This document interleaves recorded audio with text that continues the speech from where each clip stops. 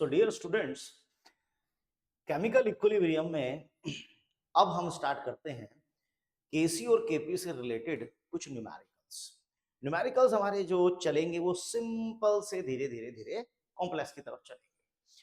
तो अब तक हम इस चैप्टर में इक्विलिब्रियम क्या होता है उसको समझ चुके हैं, फिजिकल इक्विलिब्रियम क्या होता है उसको समझ चुके हैं, law of chemical equilibrium, law of mass action क्या होती है उसको समझ चुके हैं, केसी KP, their unit and relationship between KP and KC. We discussed all these topics.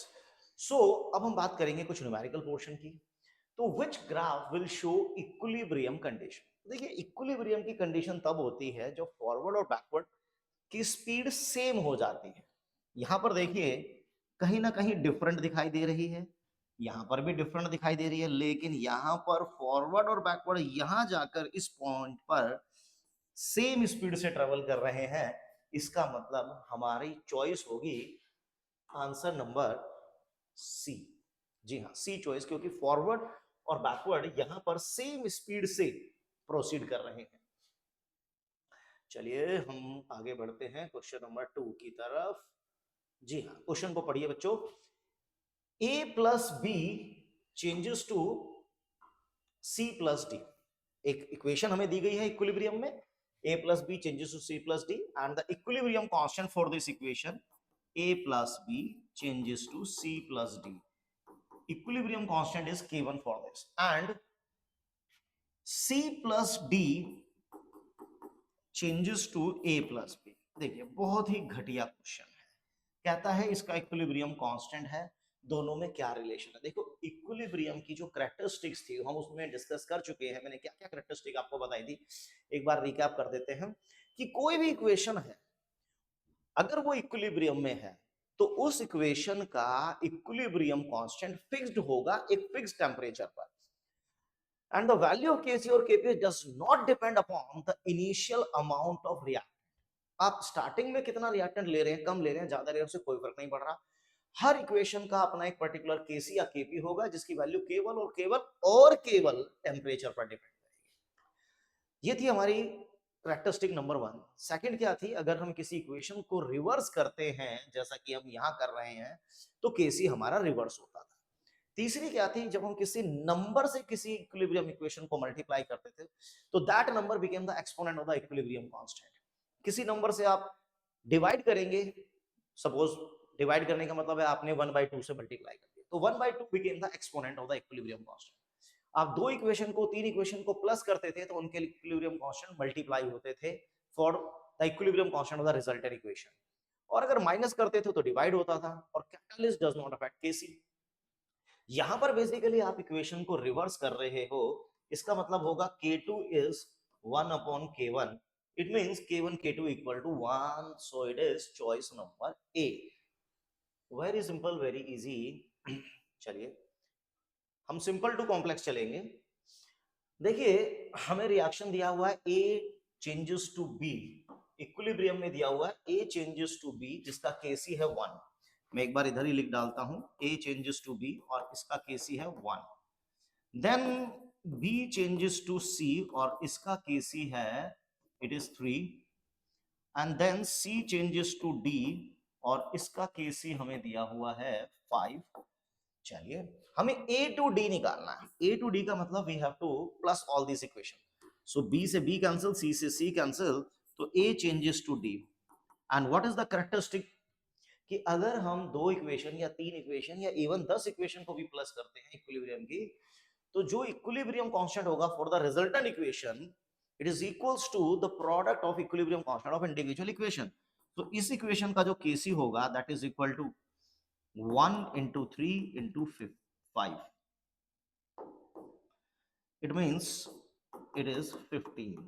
So answer 15 15 15। चलिए ये बिल्कुल टाइम पास क्वेश्चन है। Law of mass action was proposed by, जी हाँ, law of mass action was proposed by Guldberg and Waage. Guldberg and Waage, Le Chatelier तो कभी आपके हैं, वेंटॉफ ने एक्सप्लेन किया था टेम्परेचर का इफेक्ट ऑन इक्विलिब्रियम कांस्टेंट। चलिए क्वेश्चन नंबर 5 पे आते हैं हम। क्या कहता है कि equilibrium constant for the reaction this and this. देखिए ये भी कैरेक्टरिस्टिक से रिलेटेड है कि किसी कोई भी इक्वेशन है उसका अपना कोई ना कोई केसी केपी होगा।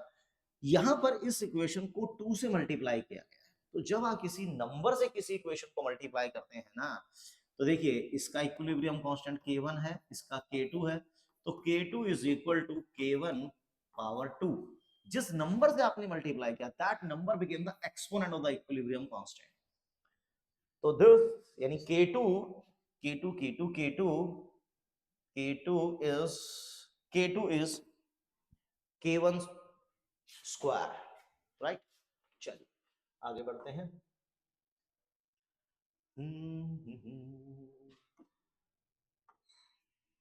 चलिए इस क्वेश्चन को देखिए, पढ़िए एक बार जरा। When 4 mole of A plus B changes to C plus D, this is our equilibrium equation. When 4 moles of A, 4 moles of B, 4 moles of C and D are formed. हमने A और B के 4 मोल को mix किया है और C और D के भी 4 मोल ही इक्विलिब्रियम पर हैं। तो अकॉर्डिंग टू द इक्वेशन तो Kc क्या होगा? देखिए जब दोनों तरफ नंबर ऑफ मोल्स बराबर होते हैं, स्टीचोमेट्रिक कोफिशिएंट बराबर होते हैं, तो उस ऐसे क्वेश्चन में आपको वॉल्यूम की जरूरत नहीं होती। ऐसे क्वेश्चन में आपको वॉल्यूम की रिक्वायरमेंट नहीं होगी, आप सीधा केसी निकाल सकते हैं, concentration of product upon concentration of reactant. वैसे मैं बोल तो कंसंट्रेशन रहा हूं लेकिन ये मोल है, लेकिन वॉल्यूम की रिक्वायरमेंट नहीं होगी। आप वॉल्यूम से डिवाइड करेंगे कंसंट्रेशन निकालने के लिए तो कोई फर्क नहीं पड़ने वाला। इट इज 4 into 4, 4 into 4, तो इट इज 1, राइट। चलिए ये हमें जो मोल दिए गए थे एबीसीडी के, ये सब हमें इक्विलिब्रियम पर ही दिए गए। चलिए इसको भी चमका लेते हैं। कहता है थोड़ा ऊपर हो गया ये, कोई बात नहीं। Rate at which a substance react depends upon, देखिए मैंने आपको लास्ट वीडियो में एक्सप्लेन किया था लॉ ऑफ मास एक्शन कि rate of reaction always directly proportional to product of concentration of reactant raised to the power of their stoichiometric coefficient. और concentration का ही यहां पर मतलब होता है एक्टिव मास। कंसंट्रेशन का मतलब ही होता है एक्टिव मास, मास पर unit volume, sorry moles per unit volume. So answer is active mass.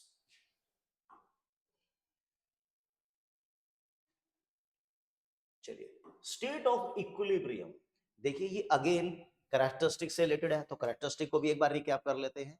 देखिए equilibrium is a dynamic process, equilibrium is a never ending process, equilibrium can be attained from either side, equilibrium always attained in a closed container, and there are some observable property like color, like pressure, like density, concentration of each component. All these things become constant when the reaction is under the state of equilibrium. तो equilibrium कभी भी state of inertness नहीं होता। आपको देखने में लगेगा कि वो रुका हुआ है, लेकिन it is dynamic. Equilibrium is a never ending process. Reactant लगातार प्रोडक्ट में जाते हैं, प्रोडक्ट लगातार रिएक्टेंट में आते हैं, और जिस स्पीड से रिएक्टेंट जाते हैं उसी स्पीड से प्रोडक्ट आते हैं। तो इसलिए देखने में आपको स्टैटिक लगेगा but it is dynamic internally, तो it is always dynamic.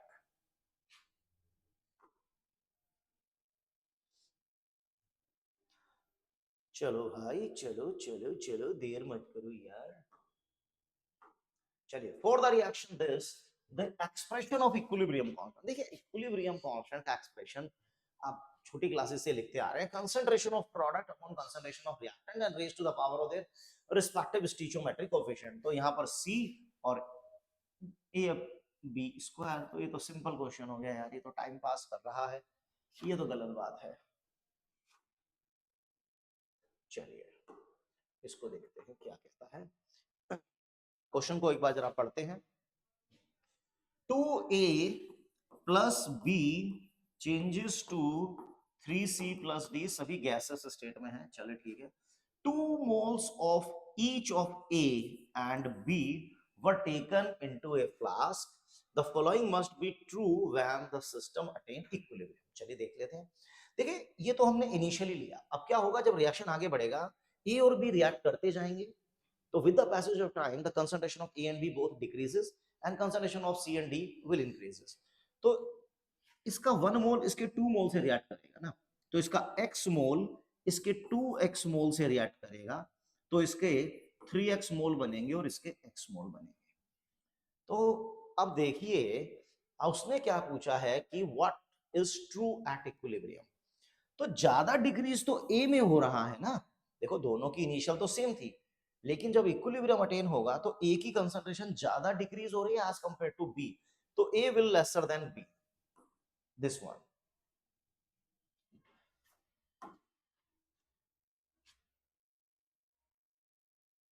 in a reversible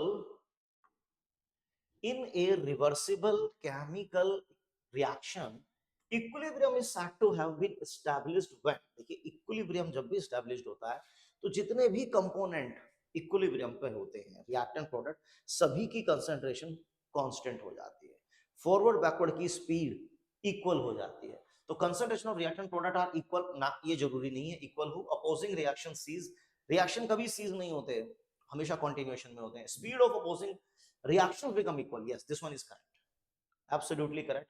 C is the answer. Forward backward proceed with the same speed. Active mass का मतलब क्या होता है? एक्टिव मास का मतलब सीधा सीधा कंसंट्रेशन से होता है, number of moles per unit volume, number of gram equivalent, number of gram mole per litre, number amount of substance in gram, number of gram mole in 100 litre, ना बाबा ना, तो number of moles in 1 litre of solution. यहाँ पे मतलब है कि जो भी सब्सटेंस होगा उसका मास गिवन मास ग्राम में हो तो मोल निकालेंगे, तो number of moles per unit volume that is called active mass यानी कि कंसंट्रेशन। देखिए कहता है for the reaction this and this, for the reaction this and this write down the expression for the equilibrium constant Kc and Kc dash, how Kc and Kc dash related. चलिए हम ऊपर वाले को Kc मान लेते हैं, नीचे वाले को Kc डैश मान लेते हैं। तो देखो सिंपल सा लॉजिक है, कैरेक्टरिस्टिक कहती है जिस नंबर से आप मल्टीप्लाई करेंगे that number become the power. मैंने इस इक्वेशन को 1/2 से मल्टीप्लाई कर दिया इस इक्वेशन को, तो इसका जो इक्विलिब्रियम कांस्टेंट है अब उसकी पावर 1/2 हो जाएगी नए इक्वेशन के लिए, नए रिएक्शन के लिए। तो Kc dash is equal to square root of Kc।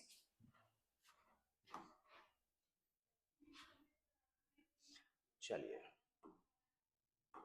So equation हमें गिवन है, थोड़ा ऊपर हो गया है, इसको नीचे कर लेते हैं एक बार। देखिए equilibrium constant for the reaction this eight a particular temperature is 100। हमें इस रिएक्शन का Kc गिवन है एक पर्टिकुलर टेम्परेचर पे and that is 100। Okay, write down the equilibrium law equation for the following reaction and determine the value of equilibrium constant. चलो निकाल देंगे, no problem. देखिए इस इक्वेशन का इक्विलिब्रियम कांस्टेंट हमें गिवन था, write down the equilibrium law equation for the following reaction and determine the value of equilibrium constant. चलिए इस इक्वेशन के लिए अगर मुझे इक्विलिब्रियम कांस्टेंट लिखना है तो देखिए मैं क्या कर रहा हूं इसमें, मैं बेसिकली इस इक्वेशन को रिवर्स कर रहा हूं, और जब भी आप इक्वेशन को रिवर्स करते हैं तो आप जानते हैं इक्विलिब्रियम कांस्टेंट रिवर्स हो जाएगा, तो इट इज 1/100। नेक्स्ट अब मैंने क्या किया, इस इक्वेशन को 1/2 से इंटू कर दिया, मैंने इस इक्वेशन को 1/2 से इंटू किया, तो इसका जो इक्विलिब्रियम कांस्टेंट है Kc डैश अब उसकी पावर हाफ हो जाएगी, क्योंकि हाफ से मल्टीप्लाई किया है तो let it be new equilibrium constant. So 1/100 that is power half, so it is 1/10। so this is the equilibrium constant for these two reaction। और Kc का एक्सप्रेशन बहुत इजीली लिखा जा सकता है, कोई बात नहीं है। Kc डैश क्या होगा, कंसंट्रेशन ऑफ प्रोडक्ट, कोफिशिएंट को पावर बनाना है अपॉन में रिएक्टेंट, और प्रोडक्ट रिएक्टेंट को पावर बनाना है। इसी तरह आप इसका भी कर सकते हैं, टाइम पास चीज है।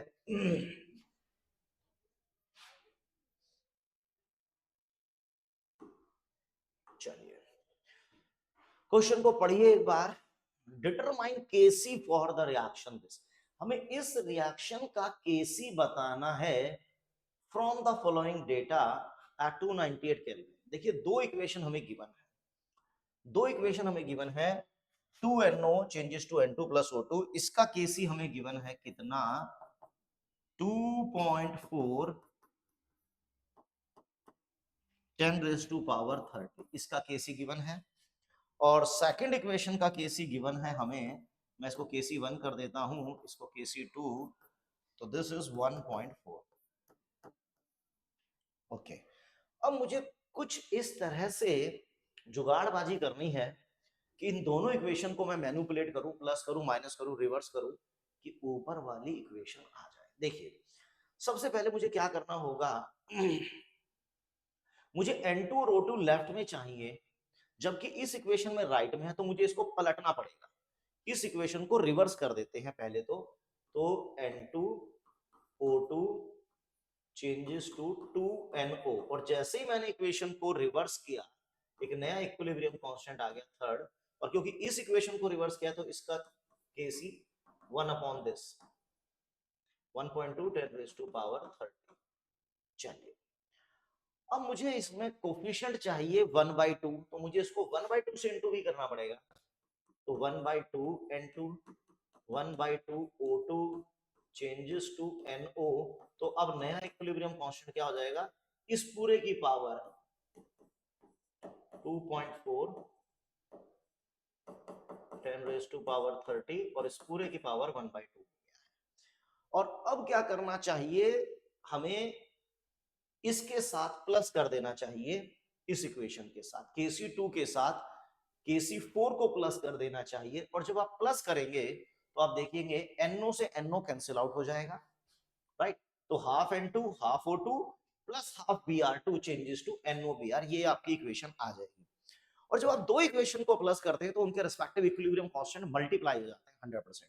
तो यहां पर मैं क्या करने जा रहा हूं, Kc4 वाली इक्वेशन और Kc2 वाली इक्वेशन दोनों को मैं प्लस करूंगा, then I will get the resultant desired equation, जो हमें चाहिए वो हमें मिल जाएगी। तो नया इक्विलिब्रियम कांस्टेंट क्या होगा, that will be equal to the equilibrium product equilibrium constant of two individual equation. So 1 upon 2.4 10 raise to power 30 square root, और Kc2 कितना है, Kc2 इज 1.4। तो चलिए इसको आप सॉल्व करेंगे, this will be our new equilibrium constant for this equation. Equation reverse, Kc reverse, multiply किया power बन गया, डिवाइड किया, डिवाइड करोगे मतलब डिवाइड करने का मतलब किसी नंबर से मल्टीप्लाई करना, फ्रैक्शन के किसी नंबर से मल्टीप्लाई करना, लाइक 1/2 1/3 1/4, तो वो भी पावर ही बन जाते हैं। इक्वेशंस को प्लस करते हैं तो इक्विलिब्रियम कांस्टेंट मल्टीप्लाई होते हैं, माइनस करते हैं डिवाइड हो जाता है। Kc की वैल्यू कैटालिस्ट पर डिपेंड करती नहीं है, और हर इक्वेशन का अपना एक Kc होता है जो केवल टेम्परेचर पर डिपेंड करता है। यही बार बार चीजें रिपीट हो रही हैं। चलिए, for the hypothetical reaction the equilibrium constant values are given। देखिए फर्स्ट Kc1 Kc2 Kc3 हमें 3 दिया हुआ है, और A changes to D, तो सीधा तीनों को प्लस करोगे आप। जब तीनों इक्वेशन को प्लस करोगे तो उनके इक्विलिब्रियम कांस्टेंट मल्टीप्लाई हो जाएंगे, और 2 4 जा 8 8 3 जा 24 इज द आंसर। चलिए वेरी गुड, आगे बढ़ते हैं। ये हमारा चलिए इसको भी देख लेते हैं। देखो हमें तीन इक्वेशंस गिवन है, इन तीनों इक्वेशंस को मैनिपुलेट करके हमें we have to find out the Kc for this equation. No problem. देखो मुझे क्या करना है, अमोनिया मुझे लेफ्ट में चाहिए, मुझे पहली इक्वेशन में अमोनिया राइट में है, तो मैं पहले इसी इक्वेशन को जरा चेंज कर देता हूं। 2 ammonia changes to N2 3H2, और इसका इक्विलिब्रियम कांस्टेंट हो गया 1/K1, क्योंकि जब आप किसी भी इक्वेशन को रिवर्स करते हैं तो Kc will reverse. Next next next NO हमें राइट में चाहिए था, लेकिन NO के 2 मोल चाहिए, तो इसको मत छेड़ना, इसको कोई छेड़ाछाड़ी नहीं करेगा। हम N2 plus O2 changes to 2NO, और इसका इक्विलिब्रियम कांस्टेंट K2 है तो उसको K2 रहने देंगे। यहां पर 3 मोल ऑफ O2 H2O चाहिए, तो इसको 3 से मल्टीप्लाई करना पड़ेगा हमें, so it is 3H2 3/2 O2 changes to 3H2O, और 3 से मल्टीप्लाई करने का मतलब है कि K3 की पावर 3 हो जाएगा। चलिए अब हम सबको कर लेते हैं प्लस, 3H2 से उड़ जाएगा, N2 से उड़ जाएगा, तो अमोनिया आ गया, बहुत अच्छी बात है बेटा, आ जाओ। 3/2 और 1, तो ये आ गया 5/2 O2, then 2NO plus 3H2O। अब आपने क्या किया, इन तीनों को प्लस किया तो इन तीनों के इक्विलिब्रियम कांस्टेंट को मल्टीप्लाई कर देना है। तो it is 1/K1 into K2 into K3 power 3। yes, this is the final equilibrium constant, K2 K3 power 3 upon K1। so D choice is the correct choice।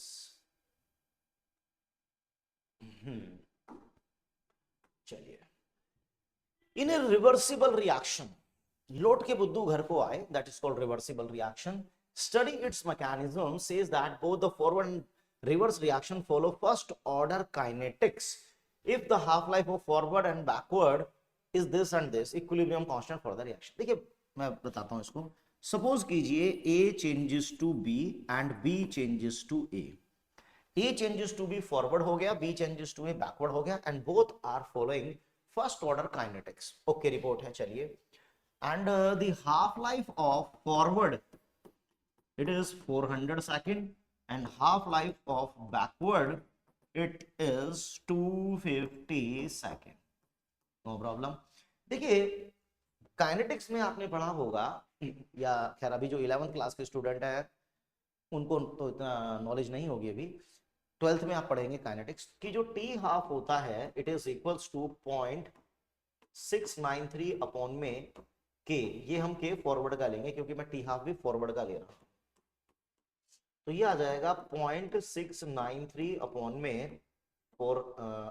ना ना बेटा, ना ना ना, ज्यादा जल्दबाजी नहीं करते, गलती हो जाती है। देखो यहां से के ऑफ फॉरवर्ड निकाल लेते हैं, K forward. So it is 0.693 upon में T forward, T half forward that is 400। इसी तरह के बैकवर्ड निकाल लेते हैं, 0.693 अपॉन में 250। What is equilibrium constant? It is equals to the rate constant forward to the rate constant backward. तो forward upon backward में अगर इस रेशो को लेता हूं तो इट विल बी 250 अपॉन में 400। 0 से 0, 5 5 5 8 दिस इज 5/8। 5/8, 5/8,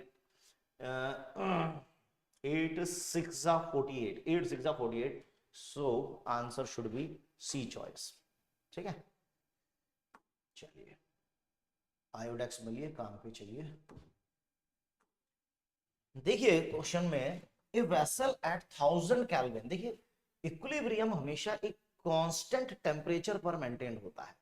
यहां पर जो कांस्टेंट टेम्परेचर दिया 1000 केल्विन है, contain carbon dioxide with a pressure of 0.5 atm। Carbon dioxide का प्रेशर है 0.5 atm। अच्छा जी, some of the carbon dioxide is converted to carbon monoxide on addition of graphite. यहां पर कार्बन आ गया है ग्रेफाइट, वो इसको किस में कन्वर्ट करेगा? कार्बन मोनोऑक्साइड में। Calculate the value of Kp if the total pressure equilibrium total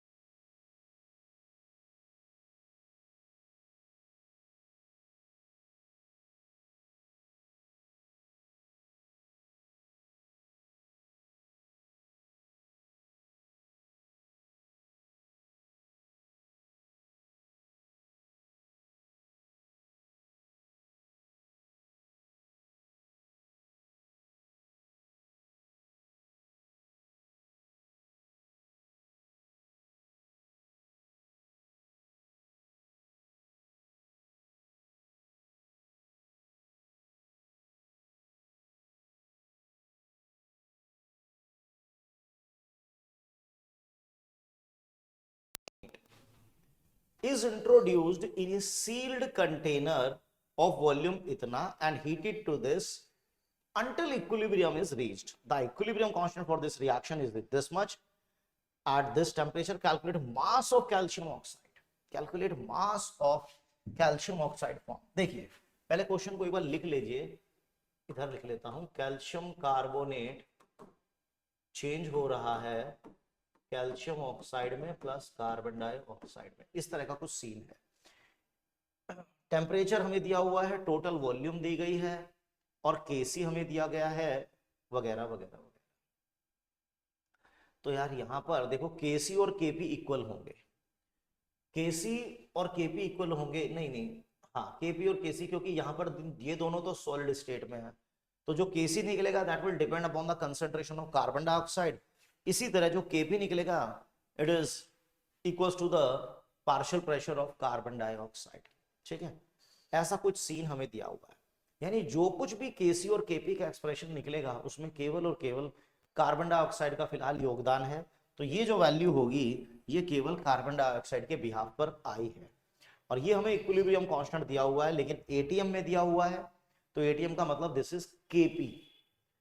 तो केपी क्या होगा, it is equal to partial pressure of CO2, क्योंकि both the component are in solid. तो जब कोई कंपोनेंट सॉलिड स्टेट में होते हैं तो उनकी कंसंट्रेशन या उनका प्रेशर 1 लिया जाता है, क्योंकि 1 से मल्टीप्लाई किसी को भी कर दो कोई फर्क नहीं पड़ता। तो कार्बन डाइऑक्साइड का जो प्रेशर है it is equal to Kp and it 3.9 10⁻²। चलिए सो में एक काम कर सकते हैं, अब इस कंटेनर में क्योंकि कार्बन डाइऑक्साइड ही है, हम PV is equal to nRT लगा सकते हैं। PV is equal to nRT। देखिए यहां से हम कार्बन डाइऑक्साइड के मोल निकाल सकते हैं, क्योंकि हमारे पास कार्बन डाइऑक्साइड का प्रेशर आ गया है, हमारे पास वॉल्यूम भी है, हम नंबर ऑफ मोल्स निकाल रहे हैं, R हमें पता होता है, T टेम्परेचर भी हमें गिवन है, सब कुछ तो पता है, तो बस फिर देरी किस बात की। तो प्रेशर ले लेते हैं 3.9 10⁻², वॉल्यूम दी गई है 0.654, नंबर ऑफ मोल्स निकालना है, और 8 कितना होता है लीटर एटीएम में, लीटर एटीएम में 0.083, चलो इतना कुछ ले लेते हैं, और टेम्परेचर हो गया हमारा 1000 केल्विन। चलिए यहां से हम नंबर ऑफ मोल्स निकाल चुके हैं, कार्बन डाइऑक्साइड के नंबर ऑफ मोल्स आ गए। अब एक बात सोचिए कि जितने मोल कार्बन डाइऑक्साइड के होंगे उतने मोल कैल्शियम ऑक्साइड के भी तो होंगे। यहां पर जितने भी मोल कार्बन डाइऑक्साइड के आएंगे उतने ही मोल कैल्शियम ऑक्साइड के भी होंगे, दोनों सेम है। जब आप कैल्शियम ऑक्साइड के मोल निकालेंगे तो फिर मास निकालने में क्या दिक्कत है। मास ऑफ कैल्शियम ऑक्साइड देखिए, इसके एक मोल का मास 56 होता है, तो n मोल का मास this into 56, you will get your answer। देखिए मैं एक बार दोबारा रिकैप कर देता हूं। This is an example of heterogeneous catalysis because the reactant product are in different physical state, कोई सॉलिड में है कोई गैस में है, तो it perfect example of heterogeneous equilibrium. जो भी कंपोनेंट सॉलिड में होते हैं वो हमारे लिए जिंदा लाश से ज्यादा कुछ नहीं होते, उनकी कंसंट्रेशन उनका कोई कंट्रीब्यूशन नहीं होता। तो केपी यहाँ पर प्रेशर ऑफ कार्बन डाइऑक्साइड पे डिपेंड करेगा। This equilibrium constant is KP because unit आप देखिए एटीएम में है, कंसंट्रेशन की यूनिट, प्रेशर जब कंसंट्रेशन के फॉर्म में लिया जाता है तो एटीएम यूनिट होती है, तो this is KP. Then we will get the partial pressure of carbon dioxide this much. तो PV is equal to nRT, ideal gas equation. Pressure हमें दिया हुआ है, वॉल्यूम हमें दी गई है, नंबर ऑफ मोल्स हम निकाल रहे हैं, R पता होता है, T पता होता है, सब कुछ हमें पता है। तो यहां से हमने कार्बन डाइऑक्साइड के मोल्स निकाल लिए, ये आप कैलकुलेट कर लेना। तो कार्बन डाइऑक्साइड के जो भी मोल आएंगे कैल्शियम ऑक्साइड के भी मोल उसके बराबर ही होंगे। कैल्शियम ऑक्साइड के जो मोल होंगे, हमें तो मास निकालना था, तो जो भी हमारे नंबर ऑफ मोल्स आ रहे हैं उसको 56 से मल्टीप्लाई कर दीजिए, because 56 is the molar mass, यानी एक मोल का इतना मास, तो n मोल में कितना mass, you will get your answer. ठीक है, सो ये हमने कुछ क्वेश्चंस डिस्कस किए इक्विलिब्रियम से रिलेटेड, इसका डेफिनेटली आपको कुछ बेनिफिट होगा, लेकिन अभी ये बहुत कम है। कुछ और वीडियो कुछ और क्वेश्चंस के साथ मैं नेक्स्ट वीडियो में आपसे मिलता हूं, तब तक आप अपना पढ़ते रहिए और आगे बढ़ते रहिए। Thank you very much.